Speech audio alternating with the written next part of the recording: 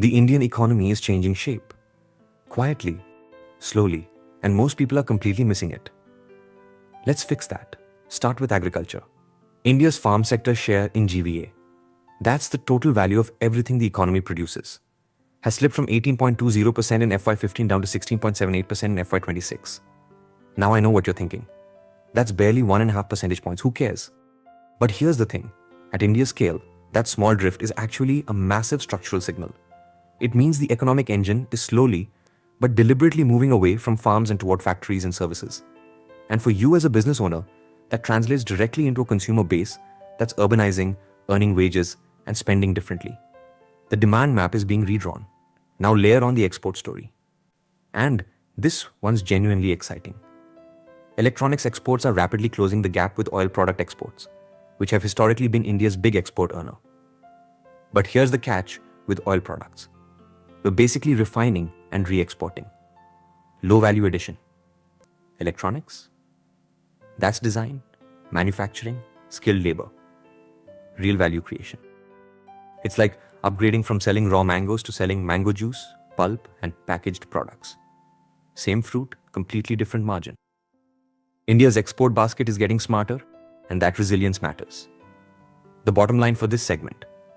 India is quietly shifting from an agrarian economy toward an industrial, value-added one. The opportunity is real. The question is whether your business is positioned on the right side of that shift. But structural shifts don't happen in a vacuum. There's a money story running alongside all of this. And that's exactly where we're heading next, now that we've seen what the numbers look like. The real question is, who's actually winning here?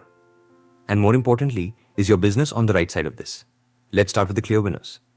Electronics manufacturers and exporters are on a structural upswing right now. Global demand is rising, policy tailwinds are real, and if your business even touches electronics, components, logistics, packaging, software, you're sitting in a pretty comfortable spot. This isn't a short-term blip. This is the kind of sector momentum that compounds. Then there are the big corporates flexing serious balance sheet muscle. Case in point, Wipro just announced a 15,000 crore rupees share buyback at a 19% premium. Think about what that actually means. They're paying investors significantly above market price to buy back their own shares. That's not desperation. That's confidence. Strong liquidity, strong signal. And private insurers and pension funds are quietly winning too, getting access to long-term infrastructure investment avenues they didn't have before. But here's where it gets uncomfortable. Small and marginal farmers, especially in states like Punjab, are getting left behind. Digital schemes like e-Mandi and crop insurance programs like PMFBY exist on paper, but rigid procurement standards and lack of scale mean these farmers can't fully plug in. The digitization wave is real. It's just not rising equally for everyone. And for the RBI, that 11.9% surge in currency circulation is a constant pressure point. Managing that without letting inflation spiral is expensive and exhausting work. So here's the bottom line for your business. If you're in manufacturing, exports, or financial services, the macro winds are genuinely in your favor right now. If you're serving rural or agricultural markets, expect patchy demand and heavy policy dependency. Figure out which side of that divide your revenue actually sits on. That's not optional strategy. That's survival planning. So we know who's winning and who's not. But what's actually driving these shifts at the policy level? That's exactly what we're breaking down next. So that's the data. But here's the real question. What does it mean for where things are actually headed? Let's talk strategy. First up, infrastructure monetization. Picture this. You're a homeowner who rents out a spare room on Airbnb, so you can finally renovate the kitchen. That's exactly what the government is doing.